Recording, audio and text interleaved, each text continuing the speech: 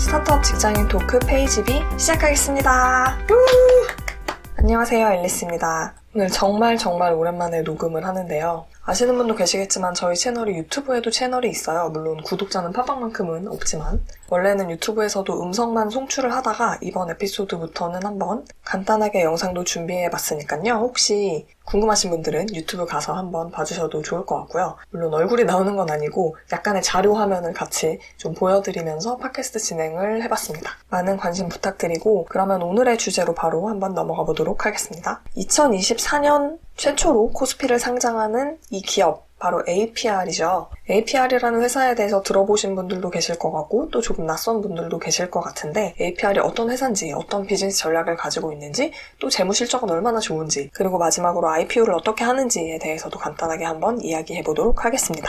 APR이라는 회사는요, 처음에 이노벤처스라는 이름으로 2014년 10월에 창업을 했는데요. 당시에 연세대학교 재학 중이던 김병훈 대표가 창업을 했습니다. 물론 찾아보시면 당시에 공동 창업자였던 이주광 대표님에 대한 이야기도 나오기는 하는데 지금 현재 이주광 대표님은 지분 정리를 하고 회사를 나간 상태여서 따로 설명은 드리지 않도록 하겠습니다. 처음에는 이노벤처스라는 사명으로 사업을 시작했지만 에이프릴 스킨이라는 화장품 브랜드를 개발해서 판매를 하게 되면서 사명도 에이프릴 스킨으로 창업한 지 한 2개월 만에 변경을 하였고요. 2017년에는 APR이라는 이름으로 사명을 변경했습니다. 사명을 총 2번 변경하셨네요. 현재 본사는 잠실 롯데타워 36층에 위치해 있고요. 저도 사진을 찾아봤는데 와, 정말 뷰가 너무 좋더라고요. 그리고 직원 수는 한 420명 정도 지금 있다고 합니다. 참고로 이 APR이라는 사명의 뜻은 Advanced People's Real Life라는 영어 문장의 약자를 따서 APR이라고 지었다고 하는데요. 그냥 제 뇌피셜로는 처음에 에이프릴 스킨이라는 사명을 썼을 때 에이프릴을 줄이면 APR이잖아요, 영어로. 그래서 그거를 사명으로 쓰기로 했고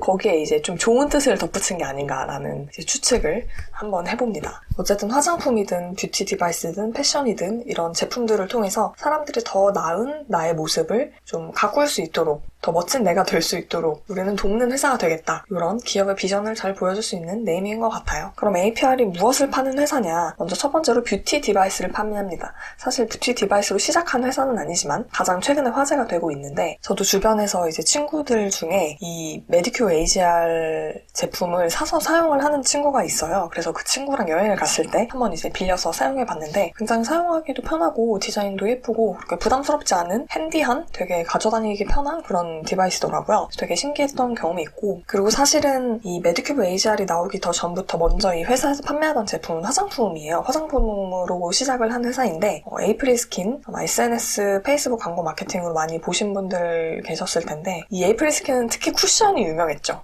그래서 에이프릴 스킨이랑 그 다음에 유재석님이 되게 오랫동안 광고를 하신 메디큐브 같은 경우에는 더마 코스메틱 브랜드라서 예를 들면 뭐 모공 관련 제품이라든지 뭐 비타민C 뭐 이런 류의 제품들이 있고요. 그 다음에 포멘트라는 제품은 사실상 이 회사 매출에서의 비중이라든지 그런 게 크지는 않은데 라이프스타일 뷰티 브랜드라고 해서 얼굴에 바르는 제품보다는 약간 바디 제품들 혹은 향수들 뭐 이런 제품들을 판매를 하고 있고요. 다음으로는 APR 비즈니스의 꽤 큰 축을 차지하고 있는 바로 이 패션, 널디라는 브랜드입니다. 초기에 나왔을 때는 아디다스 저지 트랙탑이랑 좀 비슷하다라고 해서 좀 말도 많긴 했는데 유명한 연예인분들이 많이 입으시면서 굉장히 어떤 스트리트한 감성, MG 감성의 그런 브랜드로 자리매김을 했죠. 지금까지도 꽤 매출이 나오고 있는 그런 제품군이고요. 다음으로는 저는 컨텐츠 준비하면서 처음 알았는데 글램디 바이오라는 건강기능식품이 또 APR의 제품입니다. 사실상 글램디 바이오 같은 경우에는 전체 매출에서 차지하는 비중이 그렇게 크지는 않아요. 그런데 그래도 거의 100억 이상 판다. 이렇게 보시면 될 것 같고요. 이 APR의 창업 스토리를 간단하게 말씀드리면 김병훈 대표가 연세대학교 경영학과를 다녔어요.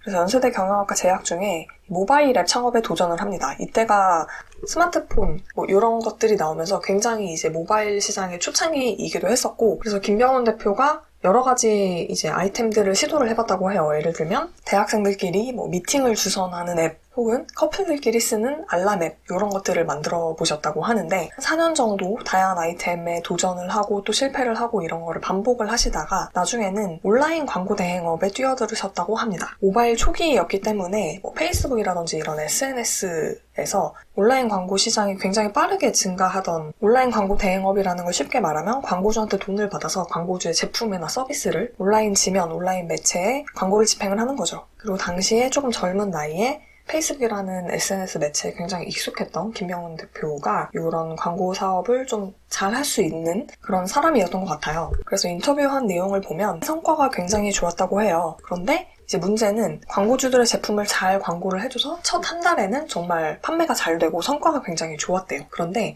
이런 제품들이 사실상 제품력이 조금 떨어지다 보니까 한두 달을 못 가고 이제 판매가 좀 꺾이는 그런 현상을 발견했다고 합니다. 그러니까 마케팅은 정말 잘했는데 제품력이 조금 부족해서 판매가 지속이 되지 않았던 거죠. 그래서 이런 상황에서 김병훈 대표가 제품 마케팅은 내가 정말 잘하는데 제품력을 갖춘 화장품만 있으면 충분히 내가 승부를 걸어볼 수 있겠는데? 라는 생각을 했다고 합니다. 그래서 바로 에이프릴 스킨이라는 브랜드가 탄생을 하게 된 것이죠.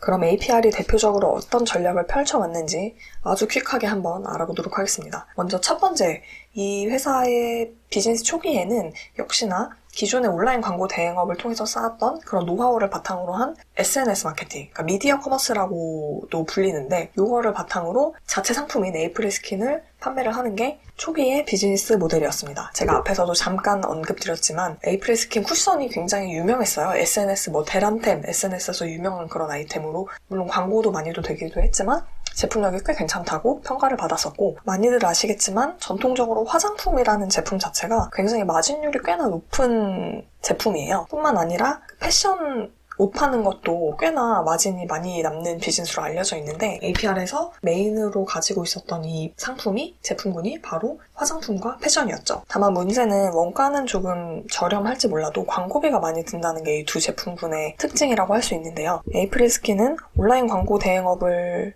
창업을 해본 적이 있었던 김병훈 대표가 이끈 회사였기 때문에 조금 더 효율적으로 광고를 집행할 수 있었지 않았나 싶고 또 워낙 이 패션이나 화장품 같은 제품군들이 유행에 민감하고 또 젊은이들이 많이 소비하는 제품이라서 온라인 광고와도 핏이 잘 맞지 않았나 생각이 듭니다. 이쯤에서 또 떠오르지 않을 수 없는 회사가 바로 블랭크 코퍼레이션인데요. APR이랑 유사한 시기에 이 회사 역시 미디어 커머스로 굉장히 유명했던 그런 회사였는데 안타깝게도 이 회사는 2022년에 매출이 역성장을 해서 전년 대비 200억 이상 매출이 감소를 하였고 또 영업손실 46억을 기록하는 등 예전만큼의 폼을 되찾지 못하고 있다라고 합니다. 그래서 실제로 기업 가치도 예전에 IPO 얘기도 나오고 했던 회사인데 몇 년 만에 한 1000억대 혹은 1000억 이하로 기업 가치가 하락을 했다고 하는데요. 이 온라인 광고 시장이 워낙 빠르게 바뀌다 보니까 체질 개선을 빠르게 하지 못했다는 점에서 약간 이런 결과가 나오지 않았나 싶습니다. 근데 그래도 여전히 연간 매출이 1000억이 넘는 회사이긴 합니다. 자, 다시 APR 얘기로 돌아가면요. 마진율 높은 제품들, 화장품이라든지 의류 제품들의 판매를 통해서 APR이 창업 초기에 비교적 빠르게 캐시를 확보할 수 있었을 것으로 생각이 되고요. 다음으로 눈에 띄는 APR의 전략은 단연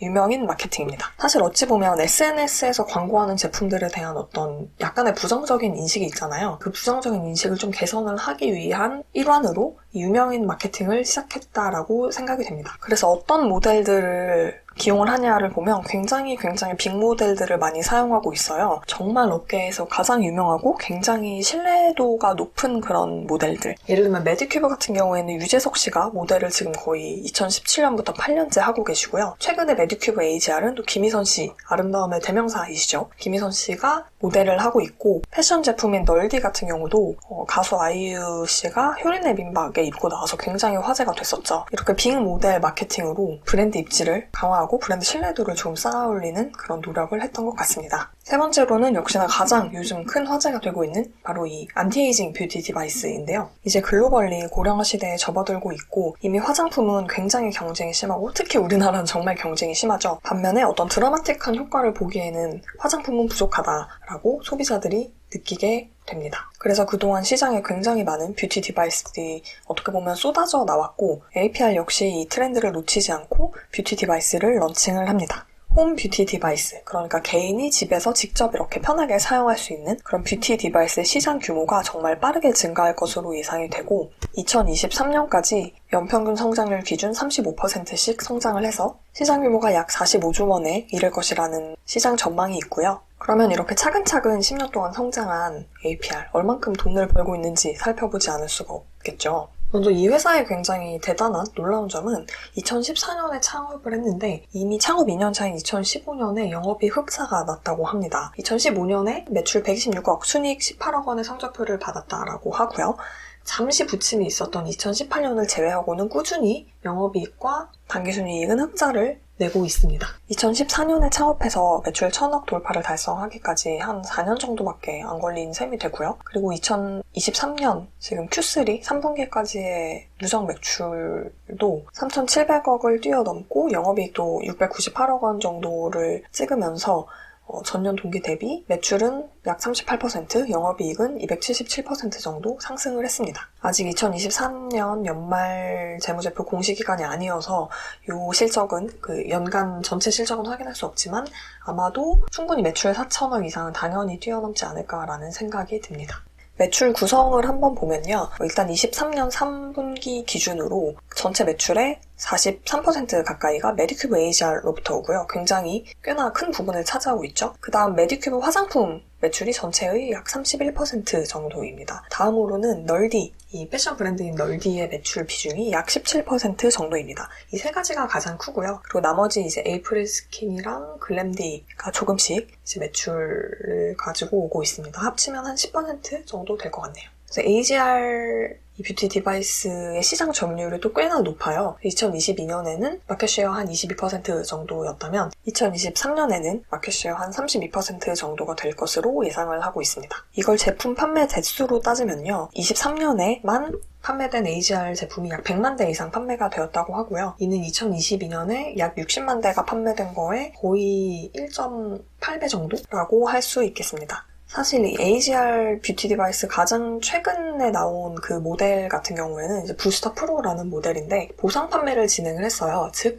예전 모델을 갖고 계신 분들은 이거를 APR에 반납을 하면 훨씬 더 저렴한 가격으로 이제 신제품을 가져갈 수 있는 그런 보상 판매를 진행을 했고 이 덕분인지 굉장히 판매량이 높았던 것 같기도 합니다. 자사몰에서 보상 판매 진행을 했고 또 기존 구매자들의 재구매도 유도를 했으니 APR 입장에서는 굉장히 상장을 앞두고 어떻게 보면 지표에 좋은 효과를 가져다준 그런 보상 판매 전략이지 않았나라는 생각도 듭니다. 이 AGR 관련해서 또 눈여겨볼 만한 점은 이 제품이 글로벌에서도 굉장히 잘 팔린다는 건데요. 2023년 기준 AGR의 해외 판매 비중이 전체 판매량의 한 37% 정도를 차지하고 있고 이 해외 판매가 어떤 특정 국가에 집중되어 있는 게 아니라 미국, 일본, 중국, 홍콩, 그 다음에 기타 나라들로 굉장히 골고루 여러 나라에서 팔리고 있다는 게 또 한 가지 눈여겨볼 만한 점인 것 같습니다. 이제 재무지표에서 볼 만한 마지막 내용은 APR이 광고를 많이 하는 만큼 광고 선전비 지출이 매출액 대비 꽤나 높은 편이에요. 유사한 업종을 영위하고 있는 타사들, LG생건이나 아모레퍼시픽, VT, 클래시스, 원텍 이런 회사들과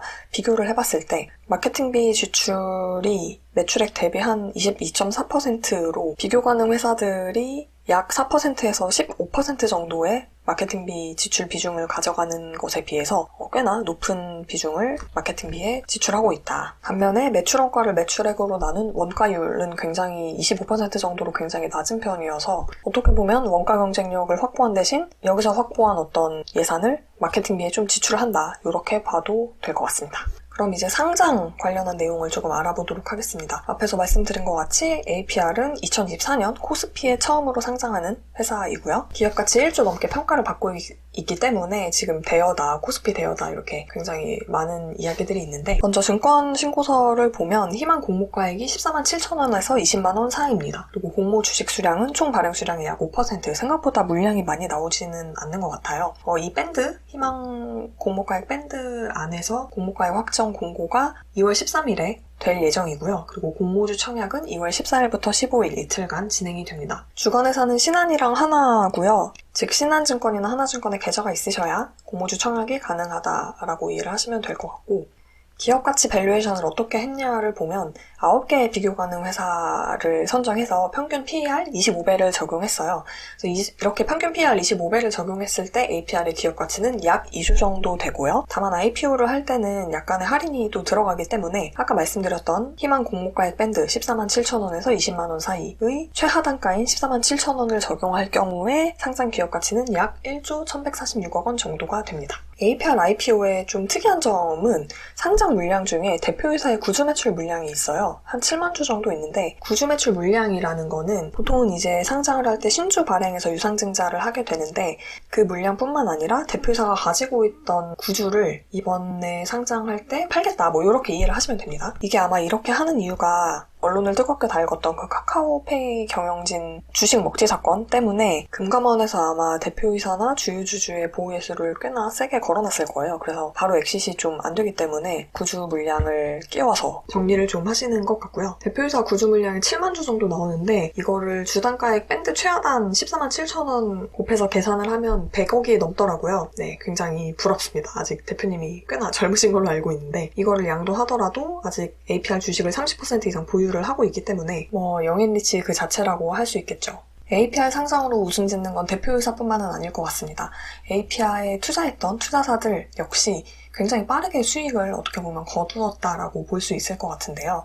사실 APR이 2014년에 창업을 하고 시리즈 A를 투자를 받은 게 2017년이에요. 그런데 지금 2024년에 상장을 하는 거니까 채 10년도 안 된 시간 시리즈 A 기준으로 최대 약 7년 만에 어떻게 보면 수익을 실현했다라고 볼 수 있을 것 같습니다. 지금 제가 슬라이드에는 간단하게 정리를 해놨는데 신한벤처투자 같은 경우에 시리즈 A부터 세컨더리 구주 정리까지 굉장히 많이 참여를 했고 APR이 뷰티테크 기업이라고 스스로 네이밍하고 있긴 하지만 사실은 결국에는 테크가 조금 더해진 커머스이기 때문에 수익이 빨리 났고 그래서 사실 투자금을 그렇게 많이 받을 필요는 없었어요. 지금까지 누적으로 받은 투자 금액이 한 400억 정도 되는 것 같은데 물론 정확한 수치는 아닙니다만 어쨌든 몇천억씩 투자 유치가 필요한 그런 테크 기업들과는 다르게 투자 유치 금액이 그렇게 크지 않았고 이 말인즉슨 APR에 투자한 VC들도 그렇게 큰 금액을 투자하지 않고 꽤나 빠르게 차익 실현했다라고 볼 수 있을 것 같습니다. 참고로 지금 비상장 주식 플랫폼에서는 APR 거래 가격이 50만 원을 넘으면서 지금 비상장 기준 시가총액이 3조를 돌파한 상황인데요. 이거는 어떻게 보면 한국 주식의 특이라고도 할 수 있을 것 같은데 실제로 시장에서 어떻게 가치를 평가할지는 상장 후에 지켜봐야 알 수 있을 것 같습니다. 네, 그래서 오늘은 설 연휴 직후에 상장을 앞둔 글로벌 뷰티테크 기업 APR에 대해서 한번 이야기해 보았고요. 오늘 제가 리서치한 내용, 공부한 내용을 한번 세 줄 요약해보면 일단 첫 번째, APR은 트렌드를 읽고 또 그걸 빠르게 대응해서 움직이는 그 능력이 굉장히 빛났다. SNS 마케팅으로 시작을 해서 글로벌 노령화, 고령화 시대의 안티에이징 뷰티 디바이스를 메인 상품으로 가져오기까지 굉장히 어떻게 보면 빠르게 시장 변화에 대처를 하는 기업이지 않나라는 생각이 들고요. 두 번째로는 커머스 업종, 특히 뷰티나 패션 쪽에서 제일 중요한 광고, 마케팅을 과감하게 투자를 함으로써 브랜드를 알리고 또 영리하게 브랜드 가치를 높였다라는 생각이 들고요. 끝으로는 이 회사는 글로벌 실적에 굉장히 기대가 되는 회사입니다. 사실 스타트업 중에 이제 글로벌 진출한다, 우리는 글로벌 시장을 본다라고 하지만 그거 실제로 못하는 회사 정말 너무너무 많거든요. 그런데 APR은 글로벌에서의 존재감이나 성장 가능성에 대해서 어느 정도 이미 증명을 하고 있다라는 점이 눈여겨볼 만한 점인 것 같습니다. 그리고 사족인데요. 저도 계속 리서치를 하다 보니까 AGR을 사야 되나라는, 사고 싶다라는 생각이 들더라고요. 이제 약간의 영업을 당했다는 점을 사족으로 말씀을 드리면서 오늘 APR 에피소드는 여기까지 하고 마무리하도록 하겠습니다. 재밌고 또 유익한 에피소드가 되었기를 바라고요. 재밌게 들으신 분들은 구독, 좋아요 많이 눌러주시고 이제 또 짧은 설 연휴가 끝나고 다시 일상으로 복귀를 해야 하는데 다들 힘내시기 바랍니다. 그러면 오늘 방송은 여기까지 하겠습니다. 감사합니다.